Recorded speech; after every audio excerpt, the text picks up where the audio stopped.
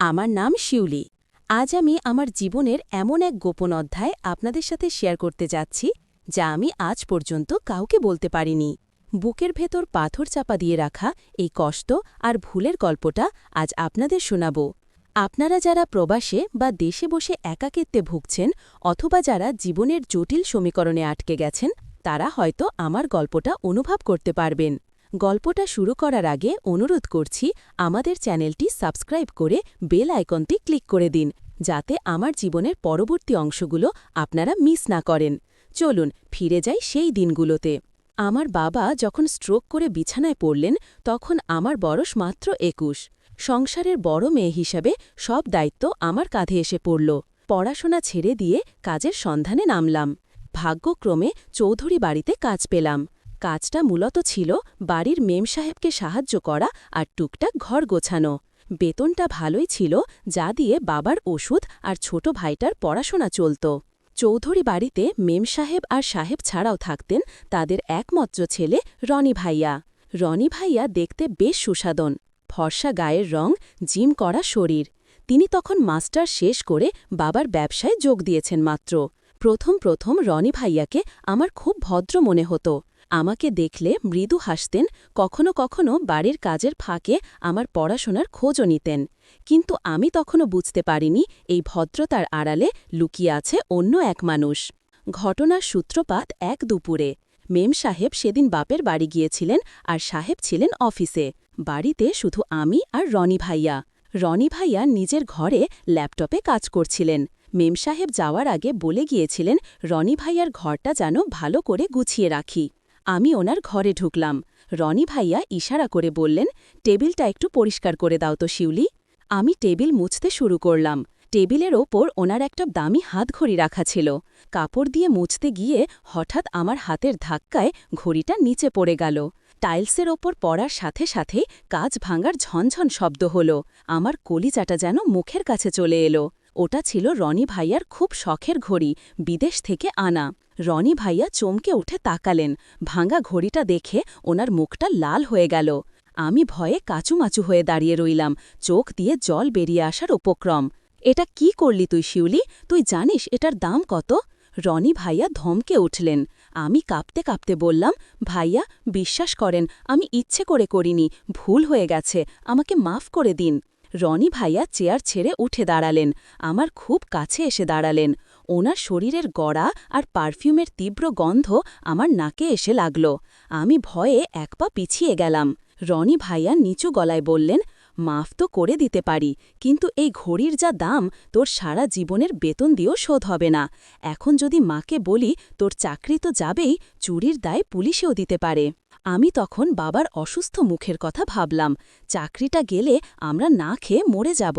আমি ওনার পায়ে পড়ার মতো করে বললাম, ভাইয়া দোহাই আপনার, আম্মাকে বলবেন না, আমি আপনার সব কথা শুনব, আপনি যা বলবেন তাই করব, শুধু চাকরিটা খাবেন না।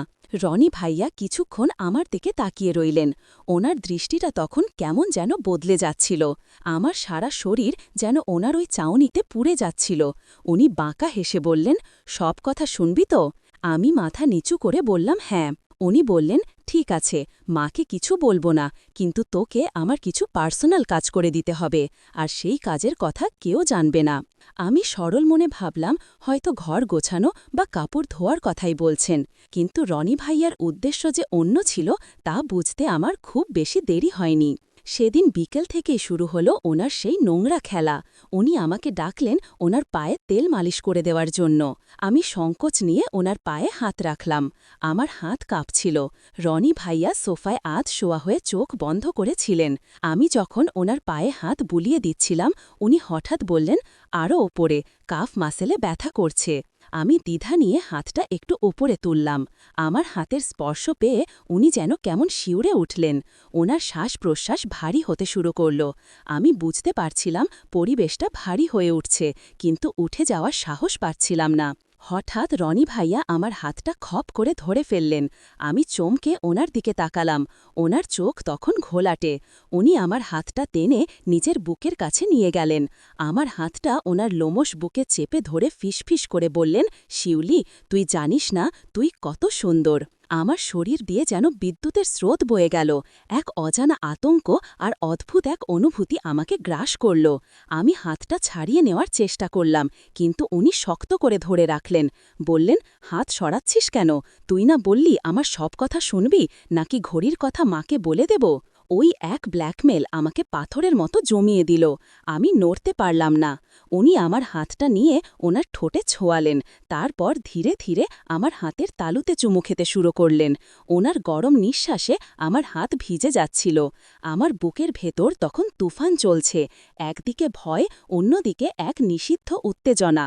পরের কয়েকদিন রনি ভাইয়া নানা অছিলায় আমাকে ওনার ঘরে ডাকতেন, কখনো কফি দেওয়ার নাম করে, কখনো ঘর মোছার নাম করে। একদিন দুপুরে উনি আমাকে ডাকলেন। আমি ঘরে ঢুকতেই উনি দরজাটা ভিড়িয়ে দিলেন। আমি ভয়ে ভয়ে বললাম, ভাইয়া, দরজা লাগাচ্ছেন কেন? কেউ দেখলে কি ভাববে? রনি ভাইয়া আমার খুব কাছে এসে দাঁড়ালেন, এত কাছে যে ওনার নিঃশ্বাস আমার কপালে আছড়ে পড়ছিল। উনি বললেন, কেউ দেখবে না, আজ বাড়িতে কেউ নেই। উনি আমার কাঁধে হাত রাখলেন। ওনার হাতের স্পর্শে আমার শরীরটা কেঁপে উঠল। উনি আমার কানের কাছে মুখ এনে ফিসফিস করে বললেন, তোর ওই ভীরু চোখগুলো আমাকে পাগল করে দেয় শিউলি। আমি আর নিজেকে আটকাতে পারছি না।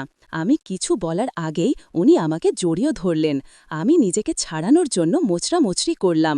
বললাম, ভাইয়া, এটা পাপ, ছাড়ুন আমাকে। কিন্তু উনি শুনলেন না। উনি আমাকে দেয়ালের সাথে চেপে ধরলেন। ওনার এক হাত আমার কোমরে শক্ত করে চেপে বসল। আমার শরীরের সাথে ওনার শরীর লেপটে গেল। পুরুষের শরীরের সেই কাঠিন্য অনুভব করে আমার মাথা ঝিমঝিম করতে লাগল। উনি ওনার মুখটা আমার গলার কাছে নিয়ে এলেন। ওনার ঠোঁটের ছোঁয়া পেতেই আমার শরীরের সব শক্তি যেন হারিয়ে গেল। আমি বাধা দিতে চাইছিলাম, কিন্তু আমার শরীর যেন বিশ্বাসঘাতকতা করছিল। ওনার বলিষ্ঠ হাতের বাঁধনে আমি ক্রমশ দুর্বল হয়ে পড়ছিলাম। উনি যখন আমার ঘাড়ে গলায় পাগলের মতো চুমু খেতে লাগলেন, আমার মুখ দিয়ে অজান্তেই এক দীর্ঘশ্বাস বেরিয়ে এলো। আমি চোখ বন্ধ করে ফেললাম। রনি ভাইয়া আমার চিবুক ধরে মুখটা তুলে ধরলেন। ওনার তৃষ্ণার্থ চোখ আমার ঠোঁটের দিকে। উনি বললেন, একবার, শুধু একবার আমাকে সুযোগ দে শিউলি, আমি তোকে রানী করে রাখব। তারপর উনি আর কোনো কথা বলার সুযোগ দিলেন না। ওনার ঠোঁট আমার ঠোঁটের ওপর আছড়ে পড়ল। প্রথমে আমি শক্ত হয়েছিলাম, কিন্তু ওনার সেই আগ্রাসী চুম্বনে আমি ধীরে ধীরে গলে যেতে থাকলাম।